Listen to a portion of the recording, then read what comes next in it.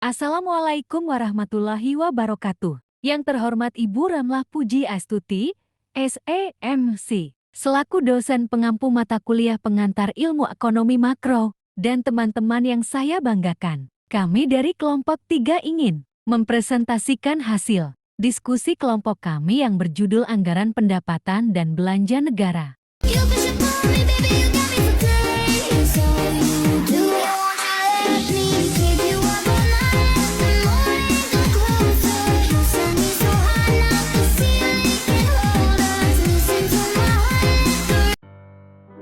Anggaran Pendapatan dan Belanja Negara. Kelompok 3. Kaisar Raya Bintang dan Wisnu Saputra.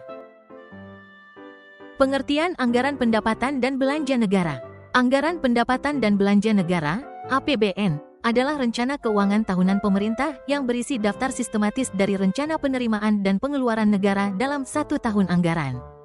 APBN disusun oleh pemerintah, dibahas, dan disetujui oleh Dewan Perwakilan Rakyat, DPR, untuk mencapai tujuan pembangunan negara. Fungsi APBN.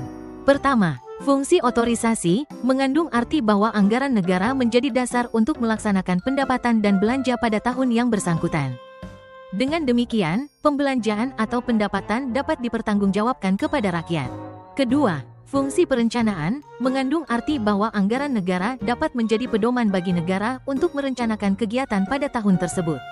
Ketiga, fungsi pengawasan, berarti anggaran negara harus menjadi pedoman untuk menilai apakah kegiatan penyelenggaraan pemerintah negara sesuai dengan ketentuan yang telah ditetapkan. Keempat, fungsi alokasi, berarti bahwa anggaran negara harus diarahkan untuk mengurangi pengangguran dan pemborosan sumber daya, serta meningkatkan efisiensi dan efektivitas perekonomian.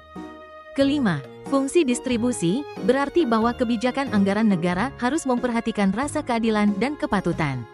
Keenam, fungsi stabilisasi, memiliki makna bahwa anggaran pemerintah menjadi alat kontrasepsi memelihara dan mengupayakan keseimbangan fundamental perekonomian. Tujuan APBN. Penyusunan APBN ditujukan untuk mengatur penerimaan dan pengeluaran negara agar pemanfaatan keuangan negara dapat mencapai sasaran, yaitu meningkatkan kesejahteraan rakyat. Kebijakan anggaran. Anggaran surplus, pemerintah memberlakukan anggaran dengan pendapatan lebih besar dari belanja negara. Anggaran defisit, pemerintah memberlakukan anggaran dengan pendapatan lebih kecil dari belanja negara. Anggaran seimbang, pemerintah memberlakukan anggaran dengan pendapatan sama dengan belanja negara. Anggaran dinamis, jumlah mutlak anggaran dari tahun ke tahun semakin besar. Sumber pendapatan negara berasal dari penerimaan dalam negeri dan hibah. Penerimaan dalam negeri dibagi menjadi dua, yaitu penerimaan dari pajak dan penerimaan bukan pajak. Penerimaan dari pajak berupa pajak dalam negeri dan pajak perdagangan internasional. Contoh pajak dalam negeri seperti PPh, PPN, PBB, dan cukai. Contoh pajak perdagangan internasional adalah bea masuk dan pajak impor. Penerimaan bukan pajak atau PNBP dibagi menjadi tiga, yaitu penerimaan sumber daya alam, bagian laba BUMN, dan pendapatan layanan umum atau BLU. Jenis-jenis pengeluaran negara ada dua, yaitu belanja pemerintah pusat dan belanja daerah. Belanja pemerintah pusat contohnya seperti belanja pegawai, belanja barang, belanja modal, bunga utang, subsidi, belanja hibah, dan bantuan sosial.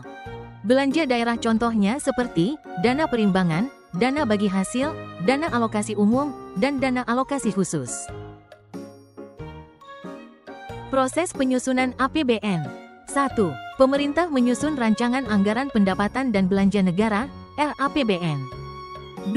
RAPBN dibahas bersama DPR untuk disesuaikan dengan kebutuhan dan prioritas pembangunan. 3. Setelah disetujui oleh DPR, APBN ditetapkan menjadi Undang-Undang APBN dan berlaku mulai tanggal 1 Januari hingga tanggal 31 Desember tahun anggaran. Manfaat APBN. 1. Mendorong pembangunan infrastruktur. 2. Memperbaiki kualitas pendidikan dan kesehatan. 3. Meningkatkan kesejahteraan masyarakat melalui program sosial. 4. Menstimulasi pertumbuhan ekonomi nasional. Thank you.